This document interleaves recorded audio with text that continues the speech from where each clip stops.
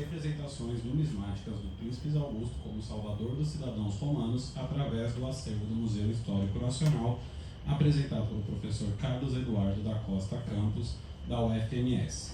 Carlos Eduardo é docente de História Antiga, Pré-História e Arqueologia no curso de História da Universidade Federal de Mato Grosso do Sul, coordenador dos grupos de pesquisa na UFMS, registrado no CNPq, Espaço Interdisciplinar de Estudos da Antiguidade, Átrio, Arqueologia, Educação e Patrimônio Cultural do MOARC, doutor em História com tese em Antiguidade Romana pela UERJ e doutor em Letras Clássicas com ênfase em Epigrafia Latina pelo UFRJ, docente do mestrado profissional em Ensino de História da UEMS. Professor. Olá a todos, boa tarde.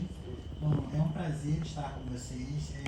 É muito importante para mim esse espaço de diálogo que a gente tem com a sociedade numismática brasileira, com o Museu Histórico Nacional, tendo em vista que muito da minha tese de doutorado de História foi repensada a partir dos eventos que eram produzidos pela sociedade, pelo diálogo que a gente tinha aqui no museu, e depois, quando eu fui para Mato Grosso do Sul, acompanhando as atividades da sociedade, do museu, a gente foi dando sequência a esses trabalhos. Então, eu destaco isso daí na importância dos trabalhos científicos que a gente tem desenvolvido, porque isso impactou na minha formação.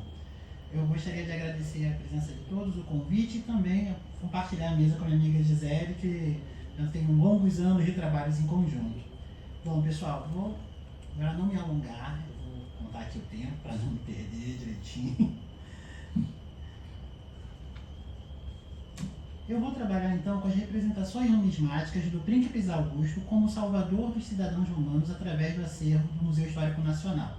Bom, as moedas são objetos utilizados desde a antiguidade e circulam por várias regiões do mundo. Assim, são fontes valiosas de investigação em razão da cunhagem, que está ligada a algum tipo de autoridade, contexto econômico, social, entre outros pontos. O consumo ou uso dessas mesmas moedas normalmente envolve todos os níveis da sociedade e podem ser rastreados cientificamente também. Entre o período de 30 antes da Era Comum e 14 da Era Comum, observamos evidências discursivas imagéticas de como Augusto, como restaurador da ordem social romana. Temos como pressuposto que esse recurso iconográfico numismático integrou uma das diversas medidas que lhe permitiu comunicar e se consolidar no poder. Ações por visibilidade social, jogo com as demandas sociais e toda a sensibilidade política de Augusto e seus apoiadores, ele não fez isso sozinho, então nós temos que observar nas moedas os nomes dos agentes que estavam atuando junto dele, foram importantes para o sucesso que ele teve em Roma e nas áreas provinciais. Assim, concordamos que habilidade como inteligência, paciência, delicadeza, uma forte sensação de poder, perspicácia, astúcia e muitas outras características também foram cruciais para a edificação dessa imagem de um príncipe carismático e das suas redes de relações. Nesse campo, a arte e a imagem de Augusto assumiram funções centrais na comunicação do poder. Logo, para o êxito do príncipe, ele precisava ser capaz de desempenhar um papel específico e demonstrar que estava fazendo isso com muita abnegação. Desse modo, nessa apresentação, buscamos analisar então a iconografia augustana sobre a restauração da ordem social, tendo foco ali entre 27 e 14 da Era Comum, por meio também do acervo de numismática do Museu Histórico Nacional, para compreender questões inerentes à dinâmica cultural do período augustano. Houve um projeto político que se deu a cada medida que ele tomava uma ação. Ele ia, voltava, recuava. Então a gente tem que pensar que esse projeto não foi uma linha contínua certinha. Houve várias idas e voltas, várias transformações que ele precisou fazer para que esse empreendimento que ele estava desenvolvendo, ele tivesse tanto êxito como saber lidar com os fracassos, com os percalços que ele estava passando. Bom, na própria RGDA, ou seja, as Resgestas de Augusto, ou seja, percebemos uma intencionalidade no seu alguns vão chamar autotexto, autorretrato, vamos considerar como suas inscrições próprias, sua própria biografia, sua autobiografia. Percebemos uma intencionalidade em sua construção discursiva para expressar os poderes de Otávio Augusto como menos exacerbados para a época, e uma ênfase nos seus feitos como essenciais para a época, bem como para as gerações posteriores. As ações de Augusto refletem um compromisso com a manutenção da paz social. Logo, na linguagem política augustana, ele aparecia como uma pessoa que representa o primeiro entre os cidadãos, o princeps, ao invés de um tirano, um ditador ou um monarca. Na visão de Christian Mayer, o principado foi formado por uma relação dialética entre o desenvolvimento de um papel e as expectativas a que esse papel deveria corresponder à sociedade. Ou seja, ele deveria lidar com as demandas desse público para quem ele estaria governando. A posição de Princeps era extremamente delicada, e foi somente com a sensibilidade política para o contexto da época que Augusto conseguiu lidar com o fato de que, mesmo em condições fundamentalmente alteradas pelas guerras civis anteriores, as alternativas ao sistema existente teriam de ser ligadas à tradição, que era completamente republicana no imaginário social romano. Então a gente fala de um principado onde a aparência política toda é republicana. Quando nós estamos falando de vários desses prínceps do principado, nós estamos falando de uma república aparente. A gente não pode esquecer desse detalhe, porque a linguagem era e devia ser para sua aceitação republicana. Pois bem, desse modo, pensamentos calcados nos conceitos de rupturas e continuidades podem nos enganar quando queremos ver apenas por um prisma de ruptura, ou só por um prisma de continuidade, assim gerando ilusões óticas em nossas análises históricas. Devemos observar que a trajetória de uma sociedade ocorre em meio a uma gama de processos sociais, que envolvem junções e disjunções políticas, econômicas, culturais e religiosas, que acontecem de forma concomitante. Em nossa perspectiva, as concepções político-culturais e as instituições que existiam no período da República e que foram apropriadas por Augusto no Principado, passaram, em alguns casos, por um processo de ressignificação social, assim preservando elementos que aparentavam do passado e se agregavam outros novos sentidos para as novas demandas e interesses políticos daquela época. Dessa forma, é necessário efetuar uma distinção entre as continuidades e rupturas aparentes daqueles que foram reais. Ou seja, analisar minuciosamente esse processo, o período de transição que foi a Era de Augusto, com atenção nas modificações e também nas permanências que ocorreram tanto no contexto geográfico, social romano, como nas áreas provinciais. Endossamos nossas assertivas, então, com as ideias do professor Fábio Faversani, que vai pensar exatamente que essa ideia de principado e república é um processo contínuo de relações, onde elas precisam manter aparências para que os poderes possam se consolidar. Vale ressaltar que o regime dos Césares fundado por Otávio Augusto, por exemplo, era muito diferente das monarquias com as quais estamos mais familiarizados, ou seja, os imperadores da Antiguidade Tardia, bem como da realeza medieval ou moderna, pela ausência de uma verdadeira hereditariedade familiar do trono, como destacado por Jean Béranger e Paul Venn. Logo, o novo sistema não representava uma ruptura com a antiga ordem social estritamente, tanto que o cargo de princeps romano era de alto risco no Principado. Afinal, o governante ocupava o comando geral, não como proprietário, mas como mandatário de uma coletividade, e por esta era encarregado de dirigir as demandas da República. Venn ressalta que a lógica da coletividade, delegando para o imperador o poder, ele deve ser levado em consideração, tanto que vários desses príncipes, no período do Principado, foram assassinados. Então, não podemos esquecer também da opinião pública para a edificação de um novo imperador, de um novo príncipe. Então, eles chamam bastante atenção para quando a gente vai olhar essas moedas, a gente tem que perceber por que eles estão querendo comunicar para essas pessoas. Por que eles estão buscando legitimidade?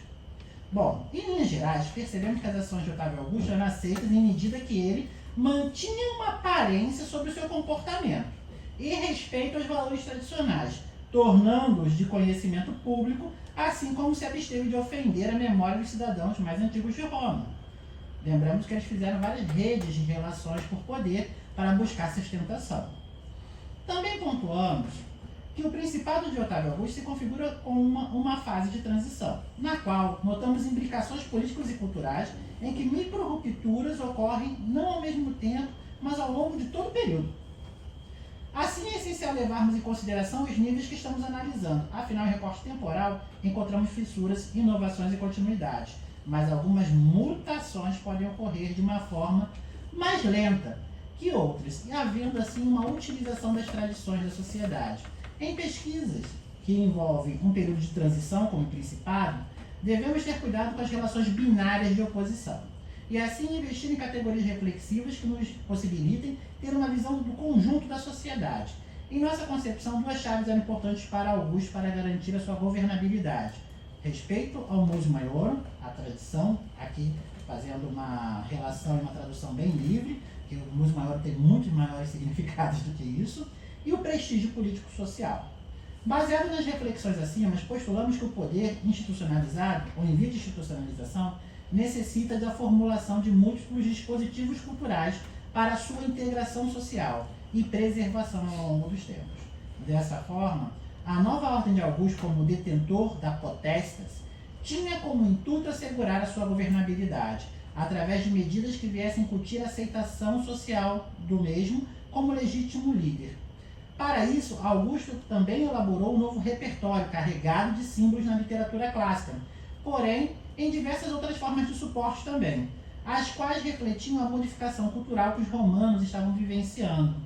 Andrew Wallace Haley e Paul Zanker, eles já argumentaram em vários textos que o uso de imagens promovidas por Augusto foi uma constante durante seu regime.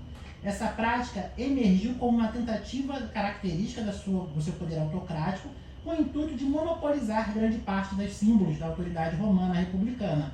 Os autores pontuam que essas imagens desvelam o seu projeto de legitimação do poder naquele período. Mediante o exposto, percebemos que o estudo numismático nos possibilita também entender as ações iconográficas dos dirigentes políticos do período do Principado Romano, bem como atestam eventos da história militar dessa época, política da antiguidade, e em pelo menos dois aspectos que consideramos importantes. Primeiro, elas próprias são consequências materiais das decisões políticas que foram emitidas por parte das cidades, do Império e outros tipos de comunidades associadas. Afinal, as emissões não acontecem por um simples acidente. Em segundo lugar, as moedas e suas imagens podem fornecer informações sobre eventos históricos, das práticas culturais e elementos identitários. Um procedimento que tomamos para construir nosso corpus documental, que nós estamos fazendo análise e desenvolvendo em nossas pesquisas, foi o estabelecimento de um repertório de moedas, o qual empregamos o tema Augusto para fazer essa análise, ou seja, estamos com recortes somente sobre o período do Principado Augustano. Para tanto, recorremos às moedas que foram sistematizadas, tanto pelo catálogo do British Museum, bem como o catálogo do Museu Histórico Nacional. Então, a partir do banco de dados do museu, nós selecionamos um número X de moedas, que a gente vai apresentar daqui a pouco, que vem trazendo exatamente esse tema, Augusto como salvador do mundo. Salvador do mundo romano, diga-se de passagem. Bom, para empregarmos então esse eixo de reflexão iconográfico, necessitamos recorrer ao uso de um aparato também crítico-metodológico, que permitisse maior embasamento e fundamentação de nosso horizonte de pensamento sobre os elementos imagéticos. Ao pensarmos a imagem como uma construção, devemos perceber que ela é formulada sistematicamente, e com o apoio da análise semiótica, observamos a lógica contida na elaboração de cada imagem no seu conjunto. Então a gente converge aqui com os pensamentos dos analistas de imagem, François Lissarrag, Claude Bérard e o Wagner Cavaleiro Porto, que já trabalha com as moedas nas áreas provinciais, principalmente no âmbito da Palestina. E toda imagem contém um repertório de signos, e para conhecermos os significados das mesmas, então, a gente precisa tornar-se necessário observar as unidades mínimas de formas articuladas com o todo. Afinal, sabemos que os itens contidos nas imagens formam discursos, os quais têm significado e profundidade em sua historicidade.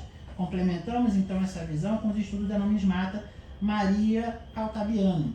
A numismata italiana argumenta que a junção da imagem com a legenda forma um importante emaranhado discursivo, os quais são vitais para a construção de uma análise iconográfica pelo campo numismático. A análise parece óbvia, mas muitas vezes nós, historiadores, só nos centramos na iconografia ou só nos centramos na legenda, muitas vezes não observando o todo, nem a circulação e nem o consumo.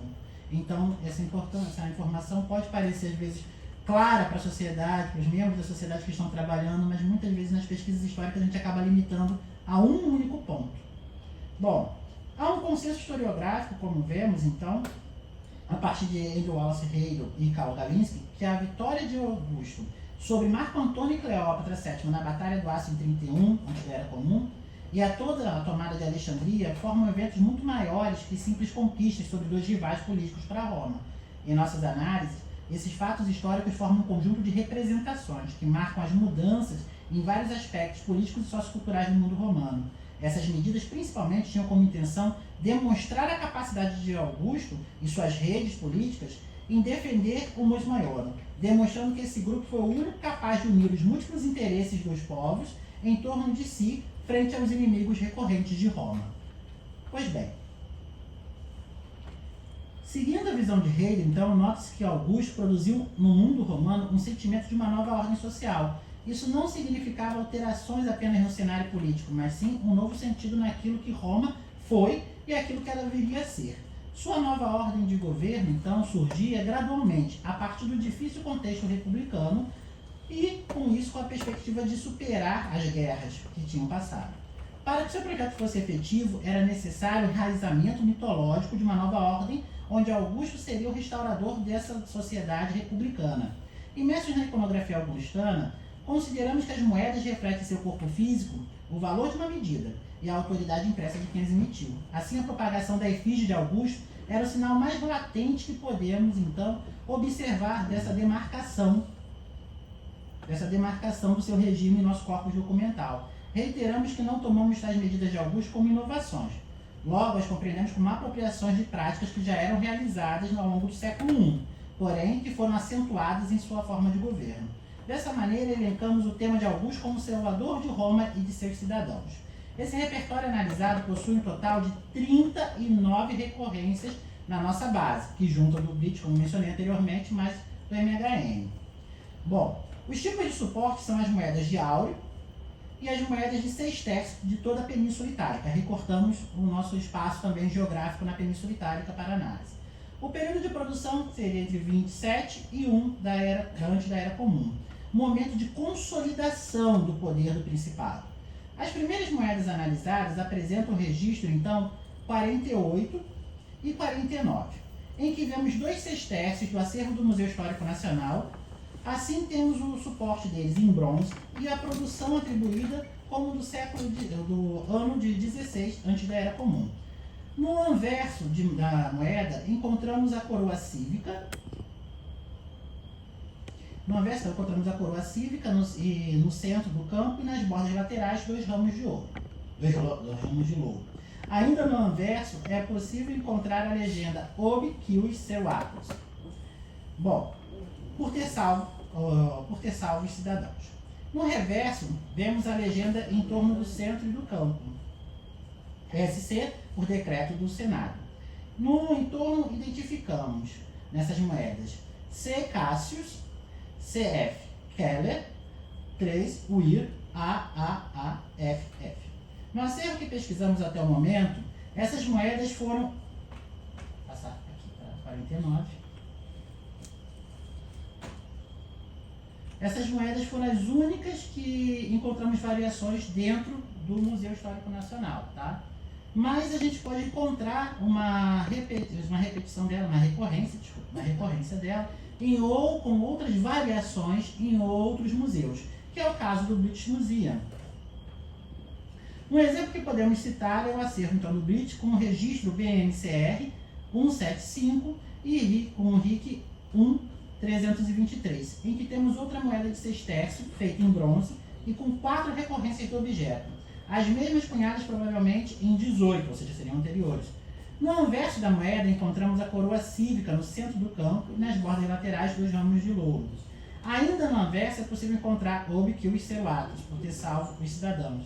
No reverso vemos a legenda em torno do centro do campo, SC, por decreto do Senado, e no entorno identificamos que Aélios, LF, Lâmia, Triuir, AAAFF. Que podemos traduzir como que Aélio, LF, Lâmia, Triunviro, Áureo, Argento, Aire, Flando, Feriundo. Michael Crawford, em seu livro sobre cunhagem no período republicano, e Christopher Halgego também, no seu livro sobre História Antiga das Moedas, bem como David Sear, eles já falaram sobre a perspectiva do uso do sextércio como uma das moedas que mais propagaram a imagem de Augusto entre 27 e 14 da Era Comum, por sua alta emissão a partir das reformas monetárias de Augusto, que foram promovidas na década de 20. Essa ação facilitou a sua alta circulação entre os cidadãos, como também nas áreas provinciais, e o seu valor no uso cotidiano, Com isso, ressaltamos que tal uso não se limitou à Península Itálica, mas também foi estendido pelas áreas provinciais pelas trocas comerciais que eram realizadas. No que tange ao áureo, por seu valor em ouro, ele era uma moeda importante, mas para trocas entre a elite.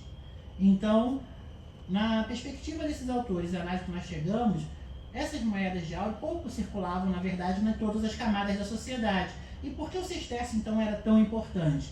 Exatamente por ele possibilitar a circulação em várias camadas, não somente na Península Itálica, mas também nas áreas provinciais.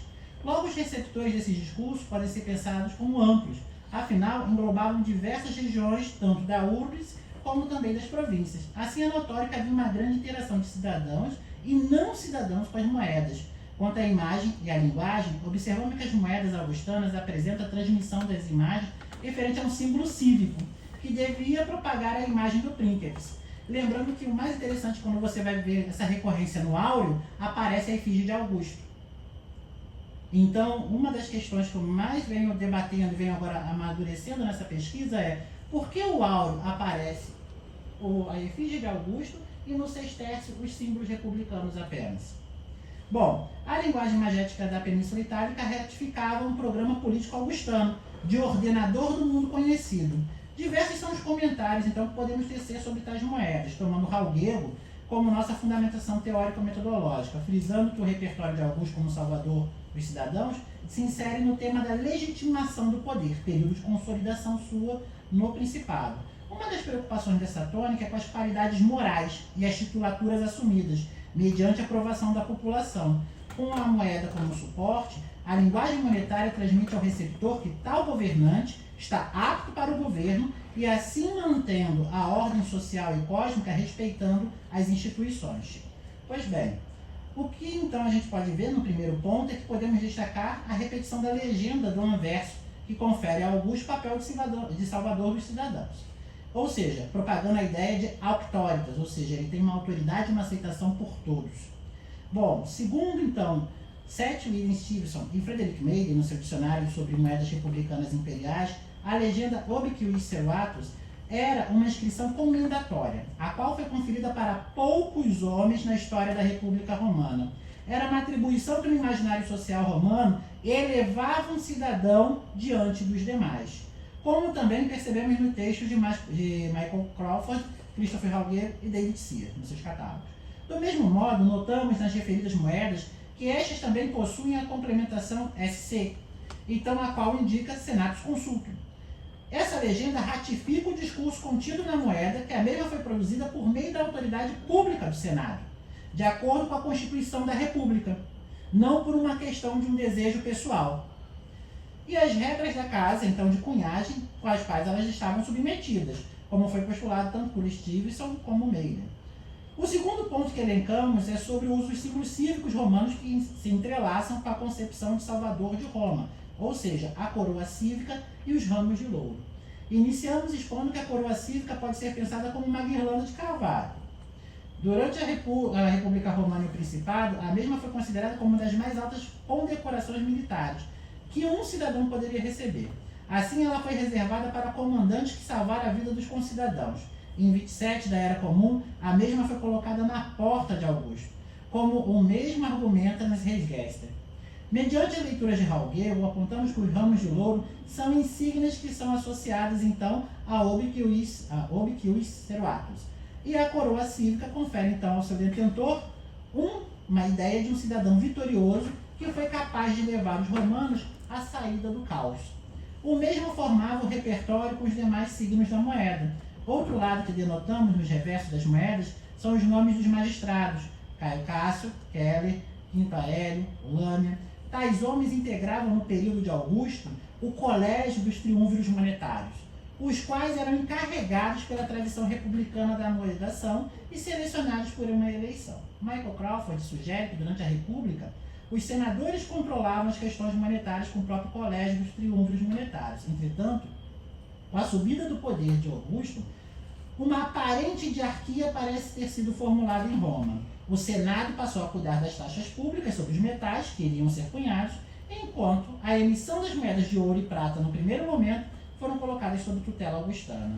Porém, David McKinley e também Jonathan Williams convergem que o Senado, na realidade, não teria mais esse poder de controle ou decisão nos finais do século I antes da Era Comum.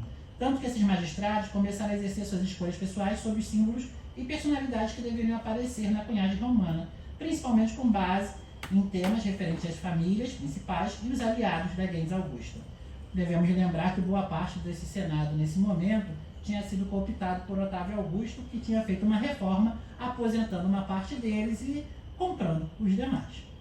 Em suma, percebemos então que a política augustana se relacionava com o impacto político decorrente dos confrontos bélicos de Ácio, onde Otávio Augusto, ao vencer o seu maior rival, se propôs a formular um discurso de retomada da ordem. A partir de então, apesar de haver alguns embates que ele foi enfrentando, ele começou a juntar-se com outros membros da elite para se tornar um centro do poder político romano, usando tanto a iconografia, que nós vamos ver, e as inscrições das moedas como linguagem iconográfica, bem como as inscrições epigráficas também, que vão ser espalhadas no Império. Então, a linguagem iconográfica representou Augusto como responsável pelo estabelecimento da paz romana. Não vai ser somente essa questão do uso dos símbolos cívicos. Ele também vai começar a cunhar, que aí o estudo vai prosseguindo, né? O próximo ponto é as imagens da deusa Pax e da deusa Vitória, legitimando esse poder augustano. Bom, esse era um processo que visava sustentar o poder augustano e corresponder às demandas sociais da população, trazendo uma ideia de ordenamento, e que agora, nessa nova era que eles estavam entrando, a paz tinha sido restaurada e as guerras civis e o derramamento de sangue teriam acabado. Bom, é isso. Obrigado.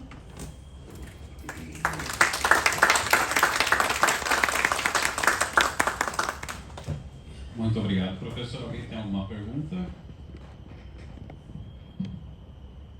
Se ninguém tem nenhuma pergunta, vou prosseguir então com a entrega do certificado de participação. Professor Carlos. Estou com uma pergunta.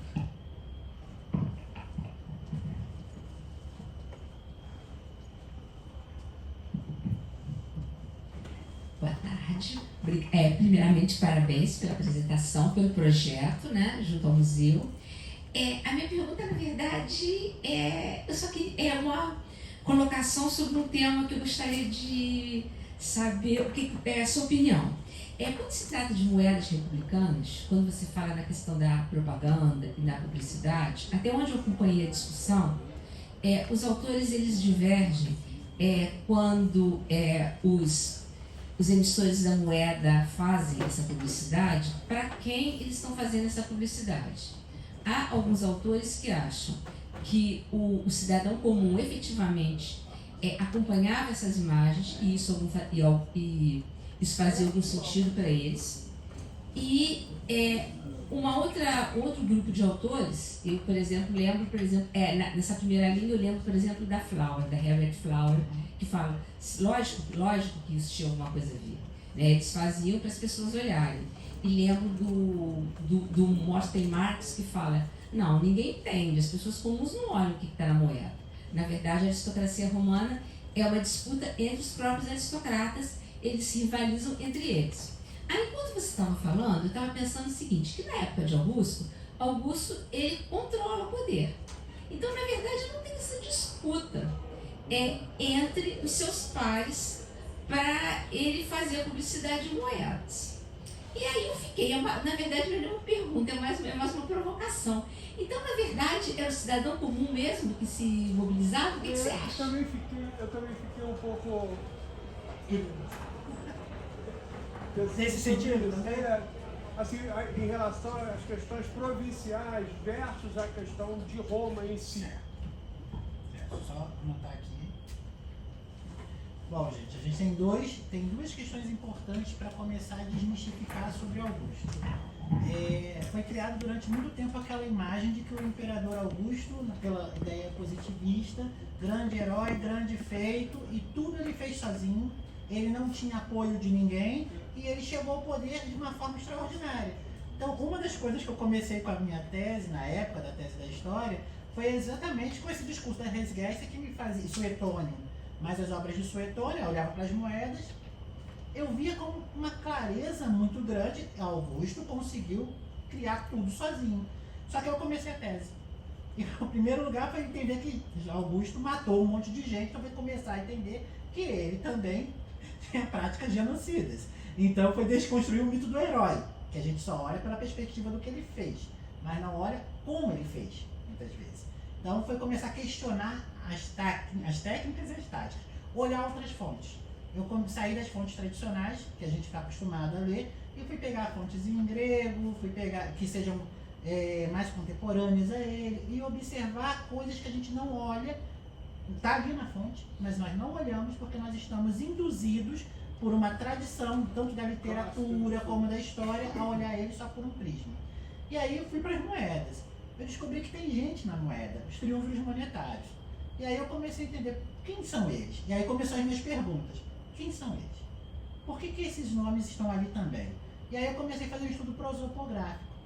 Então, nesse estudo prosopográfico, eu fui vendo, por exemplo, ele venceu como? Ele foi tendo resistência até o final do século I, ali até mais ou menos em 2, e várias pessoas questionando a ordem deles, incluindo de membros da aristocracia que foram ficando alijados do poder. Está na documentação literária, mas a gente não olha. Esses nomes estão na prosopografia, estão dentro das inscrições das moedas, principalmente dos colégios sacerdotais. Então ele tem toda uma política de ter que, a todo momento, a discurso da clemência. Por que o discurso de Augusto sempre como clemente? Ele tem uma revolta contra ele pega essa revolta, assassina umas pessoas e pega as outras, nunca a família toda como acontecia antes. E aconteceu também no período do Império. Ele pega pessoas centrais daquela gens, daquela família, ele faz uma morte que vai ser, digamos, espetacular para todos verem, mas ele vai pegar a família e vai dar clemência.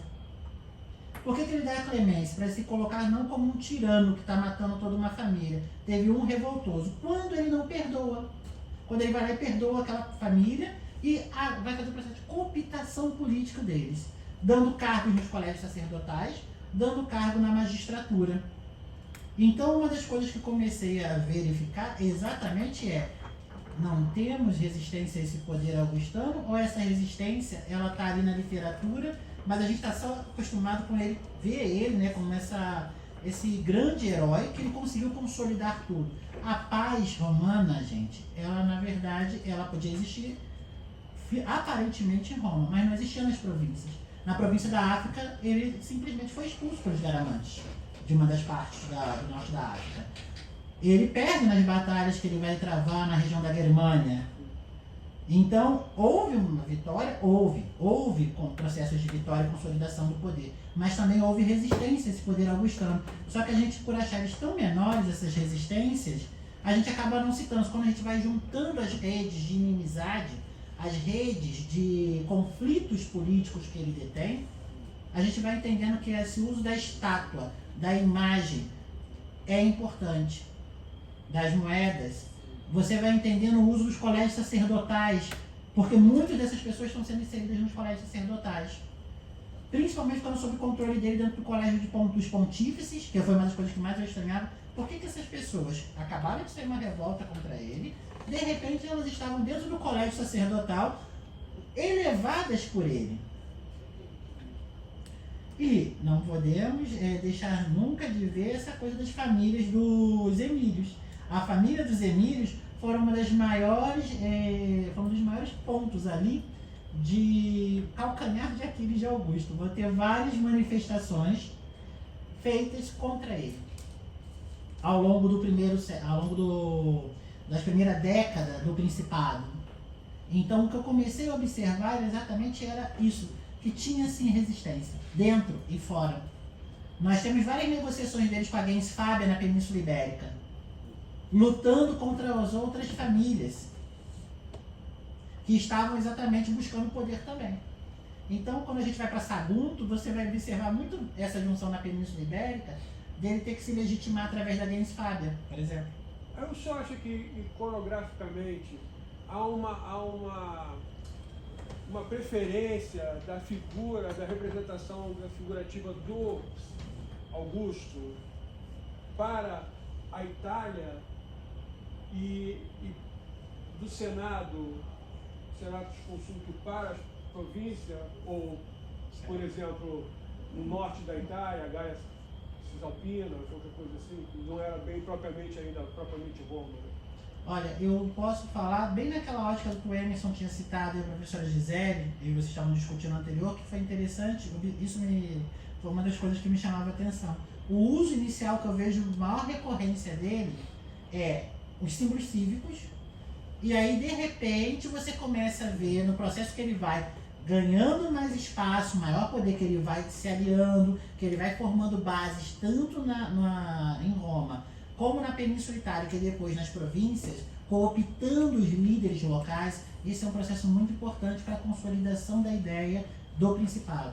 O Principado, ele não foi pensado apenas para, digamos assim, o sistema que está inaugurando, que ainda nem ele entendia o que estava acontecendo bem ali. Ele tem um plano muito maior, que é também pegar as áreas provinciais, incluindo levando as famílias para estudarem com ele e a família dele, preparando os futuros governantes dessas regiões. Então, esse uso das imagens ele também vai mudando em medida que ele vai se consolidando no poder. E principalmente quando ele ganha o título de Pontifex Maximus também, que aí ele passa a ter o poder temporal também sendo regido nas áreas provinciais.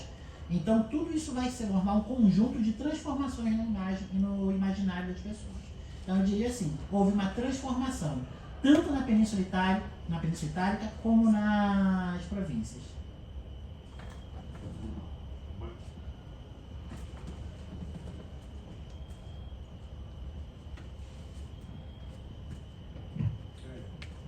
Nos chamou muito a atenção o fato de ele tirar a sua representação, o seu retrato do sextércio, né, que é uma maneira que circulava muito mais que o áureo.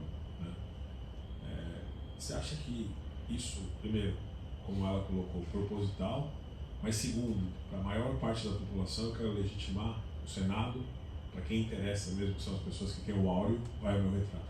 Você acha que essa leitura é possível? Olha, eu tenho um pouco dessa perspectiva de alternância exatamente no sentido de circular mais e da ideia republicana, porque é entre 17 e 16 que a gente está tendo também revoltas, manifestações dessas famílias contra ele. Então, não é à toa que em 17, nos Jogos Seculares, quando está acontecendo os Jogos Seculares, o que vai ocorrer? Metade do colégio dos fidecêmbiros provavelmente foram assassinados. E nesse contexto que está começando as revoltas da família Emília. A família de Lepre começa a fazer revoltas. Então ele precisa mostrar que ele não é um ditador, que ele não é um monarca, que ele está buscando as bases republicanas, na verdade, restaurando a ordem. E os Jogos Seculares, a ideia era exatamente mostrar que ele está iniciando uma nova era, né? Mas, estranhamente, essa nova era começa com um desaparecimento na prosopografia republicana, republicana, augustana, né? De metade dessas famílias que, teoricamente, quando você olha nos colégios sacerdotais, olha nos colégios da magistratura, essas pessoas foram assassinadas. E aí, foi uma pergunta que eu fiz na época para a minha orientadora. 17 pessoas assassinadas, assim, que foram assassinadas no mesmo ano, todas morreram por uma morte natural ou foi um processo de assassinato coletivo pensado para poder ocupar, porque depois ele ocupa. Tem um monte de pessoas que vão passar a assumir o colégio dos fidecêmbiros. E a gente não pode esquecer que ele é sacerdote, mas essas pessoas são sacerdotes e magistrados, ocupavam funções políticas. Então, uma das coisas que fica essa interrogação, porque a gente nunca vai saber como elas foram assassinadas, porque não tem menções na documentação até agora que nos possibilitem isso, né? Mas pensar que houve uma mexida estrutural nos colégios sacerdotais que pode ser um crime político, a gente pode ter por hipótese. A gente não tem como afirmar, mas uma hipótese fica daí. O que me parece espetacular é que talvez seja a primeira campanha de marketing de nicho. Para esse nicho aqui vai uma linguagem, para esse nicho aqui vai outra. Eu concordo que ele é muito interessante que ele faz uma reforma e ele vai propagando a linguagem que ele quer, que eu creio que é um grupo, né, que tem ali. É o que eu falo sempre, quando eu falo Augusto, eu penso Augusto como grupo. Existe Augusto, é um grupo augustano. E esse grupo, ele está tendo lucro com esse poder, com esse governo. Eles estão ocupando os cargos que vão durar mais ou menos aí até o período de Nero. Tem pessoas que subiram de poder, que eram plebeus, mas enriquecidos, e ganharam títulos de patrício com o Otávio Augusto. Então, o estudo da moeda é essencial para a gente, nesse momento, porque é a moeda que possibilita a gente descobrir triunviros, pessoas importantes para eminentes que estão sendo representadas, que vão dar, junto com a epigrafia, com a inscrição epigráfica, quando a gente cruza esses dados, uma noção de quem está sustentando esse poder. Aí quando você começa a levantar documentos, a fazer rolamento de documentação literária, você vai juntando, ele ganhou aqui o cargo de pontífice. Mas antes, ele estava enfiado na revolta lá da... Eu esqueci o primeiro nome dela, mas da neta de Lepton. Está tendo todo um confronto, todo um conflito. E as famílias estão questionando isso. Agora é interessante que depois começa, a partir do final do ano 2 antes da Era Comum, antes de Cristo, do ano 2 para 14, até a morte dele, começa a haver um maior silenciamento das revoltas das famílias aristocráticas contra ele. E aí você observa também que boa parte dessas grandes famílias republicanas estão já dentro da órbita de poder. Então ele não dá o poder, a pessoa se revolta, ele cede poder. Ele não dá poder, a pessoa se revolta, ele mata um, mas dá o poder para o outro. E ele vai fazendo esse jogo político, onde ele vai simplesmente mostrando piedade, clemência, tudo aquilo daquelas virtudes que ele tem. Que ele também não poderia deixar passar algumas revoltas sem punição. Porque senão ele se demonstraria como um governante fraco perante a população. Então, tudo tem um jogo de poder ali. E é isso que foi um dos pontos da tese da história que eu desenvolvi, que mais me chamou a atenção, sabe? É pensar nas pessoas. Porque quando a gente vai estudar Augusto, nós ficamos falando só da representação iconográfica de Augusto. E a gente esquece que essa representação iconográfica dele tem gente, tem vida, tem outras vidas a serem contadas ali. Então eu acabei que eu terminei a tese pensando, eu não tinha que ter feito uma tese sobre Augusto. Muito forte, né? Muito forte o impacto, né? Muito. Porque inclusive ele se propaga para além de Roma, para além para sempre, né? É o príncipe perfeito para sempre. Né? É uma das obras, né, as Regestas de Augusto, são uma das obras mais lidas no mundo, é considerada uma das obras mais lidas no mundo, mais ressignificada, reinterpretada entre as várias que existem, mas entre elas, e a imagem dele como líder. Então é interessante pensar que ele tem um papel no imaginário do mundo ocidental, entre aspas, muito grande. Não vamos esquecer que a gente comemorou tanto o bimilenário do nascimento dele, como aqui no museu, no ano de 2014. Nós estávamos aqui fazendo um evento, lançando um livro e uma exposição, incluindo que eu fazia parte do lançamento do livro, sobre o bimilenário da morte dele. E isso foi comemorado, estranhamente, da Europa até a Austrália. Então, é uma figura que, em 2000 anos da sua história, impactou vários pesquisadores ao longo do mundo que a gente conhece hoje, né? Então, eu acho que é uma figura que legou, marcou, mas se criou uma imagem muito ligada a um grande herói, sem a gente entender as resistências, entender que essa pessoa também teve ali vários conflitos a serem travados e tratados. Então eu acho que a gente tem que começar a olhar para Augusto para além do mito, para além do herói, e começar a olhar para Augusto como um homem político. Eu tenho uma frase que eu boto na tese, nós lemos Augusto no século XXI ainda como um deus, e não pela apoteose dele, e não como um ser humano. Muito obrigado, professor.